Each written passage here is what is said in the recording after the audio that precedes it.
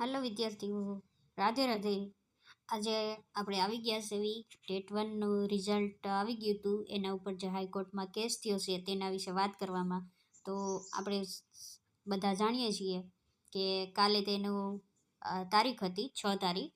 તો કાલે વિધિ મેમ અને હાઈકોર્ટના જે જજ સાહેબ હોય એના વચ્ચે જોરદાર બહેસ થઈ છે અને તેના ઉપરથી રાજ્ય પરીક્ષા બોર્ડને નોટિસ આપી દેવામાં આવી છે. શું આપી દેવામાં આવ્યું છે? નોટિસ.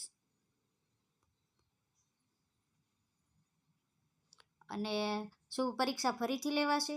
તો હાઈકોર્ટના જજ સાહેબે એવું કીધું છે કે નવી કમિટી રચો અને એ કમિટીને બેસાડો અને પછી રી એક્ઝામ લો, પણ રી એક્ઝામ છેલ્લે લગીને લેવાના કોઈ ચાન્સીસ નથી. તો જોઈએ, તો રી એક્ઝામનું કીધેલું છે, પણ લેવાશે કે નહીં એ તો હજી ફાઇનલ પછી જ ખબર પડશે. અને જે આપણી નવી તારીખ આવી છે, જે આપણને ખબર પડશે, તો નવી આવી છે 20 માર્ચ. કેટલી?